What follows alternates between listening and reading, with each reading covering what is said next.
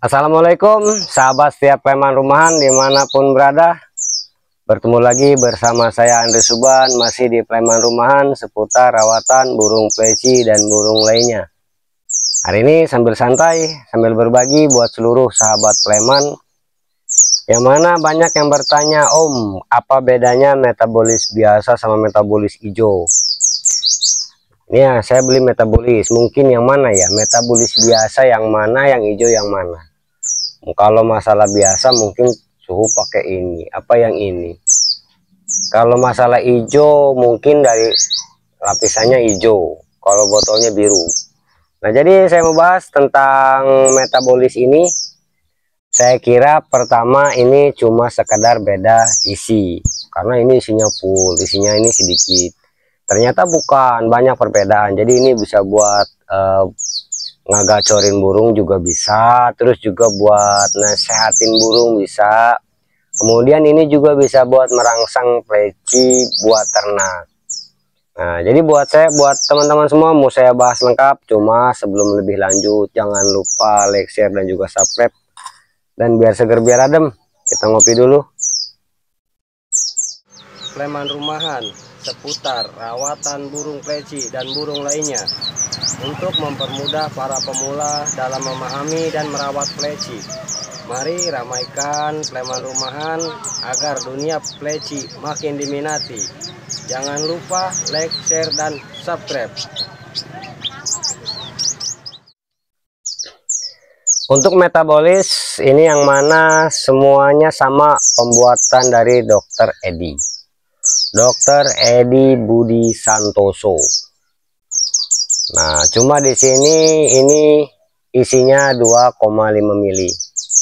Isinya 2,5 mili. Kalau ini penuh nggak tahu berapa mili. Kalau ini yang jelas ini lebih banyak. Yang mana awal dia beda harga. Kalau yang ini yang biasa yang murah, ini dibanderol biasanya rata-rata 25.000. Nah, jadi kalau yang ini agak lumayan. Kalau yang ini lumayan harganya.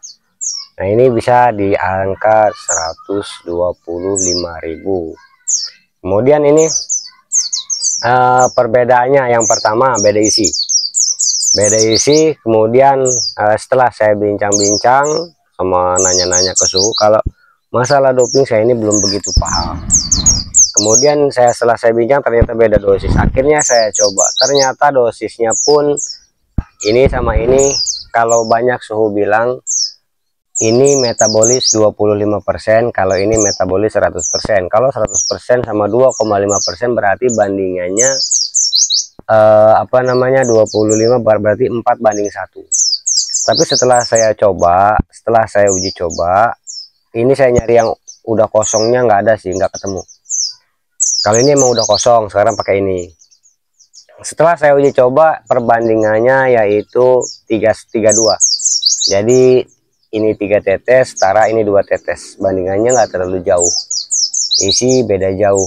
Nah, kegunaan sama aja. Jadi kalau misalnya ini biasanya medianya bisa dipakai melalui air.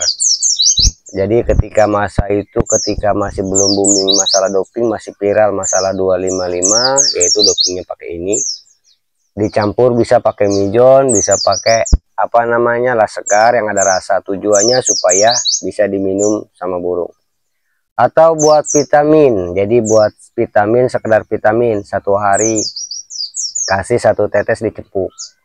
Bisa juga dengan pemberian mungkin 2 hari sekali. Atau bisa juga di kroto, jadi ditetes di kroto. Nah, sebetulnya ini minyak. Anjurannya sebetulnya di sini terteranya jelas. Kalau yang ini nggak ada keterangan jelas, kalau ini ada keterangan jelas. Anjurannya sebetulnya dipergunakannya ditetes pada kroto atau pada buah, karena dia minyak. Jadi ketika dicampur air dia susah larut. Jadi susah larut, dipakein Vitasol atau kristal supaya butirannya dia lebih lembut bercampur sama air. Nah, kalau misalnya di kroto bisa. Nah, merangsang pleci untuk buka paruh, kalau untuk bahan mungkin harus banyak campuran, nggak bisa dengan ini aja. Tapi kalau buat vitamin burung jadi, ya itu mah udah burung jadi mah udah lumrah. Jadi semua orang yang punya rawatan burung jadi udah pada tahu rawatannya. Bisa dengan 1 tetes, atau juga bisa dengan media mijonya aja bisa. Nah, kalau untuk burung bahan nggak cukup dengan metabolis, harus ada campuran yang lain seperti booster, power up, atau mau pakai ebocos, ebofit, tergantung selera gimana orang merawatnya. Jadi kalau racik sendiri sebetulnya masih agak ruwet lah, harus paham kegunaan dan lain-lain. Nah, kemudian kalau masalah buat ternak, buat konservasi, yaitu merangsang birahi pleci betina agar mau kawin. Nah, jadi merangsang birahi pleci betina agar mau kawin yang mana bisa digunakan diberikan kepada kroto. Jadi diberikan kepada kroto bisa 1 tetes. Jadi ngasihnya masa perkawinan. Jadi ketika sekiranya udah harus kawin, tinggal ditetes di kroto, bisa kasih 1 hari 1 tetes aja di kroto. Setelah itu 2 atau 3 hari jangan dikasih lagi, diselang. Jangan secara terus-menerus biar tidak menjadi candu kalau untuk ternak. Nah, jadi sempat memang ada juga suhu yang menggunakan ini. Kalau saya sendiri kalau buat ternak nggak pakai tetesan lain, nggak pakai yang lain-lain ya. Cuma mungkin vitamin yang saya pakai yaitu kroto atau ular buka apa kroto atau ular Hongkong, atau pakai telur sama madu. Nah, jadi perbedaannya yaitu beda isi dan juga beda dosis. Kalau untuk kegunaan semuanya sama, tinggal gimana selera kita aja. Nah, mungkin karena saya masih pemula, mungkin juga bukan pemula ya, ya belum begitu lama lah mengenali masalah doping. Jadi mungkin banyak kekeliruan, banyak kesalahan buat para suhu juga para master, mohon diingatkan baik melalui komentar, kolom WhatsApp dan lain-lain. Jadi itu aja dari saya, mudah-mudahan bermanfaat. Wassalamualaikum warahmatullahi wabarakatuh.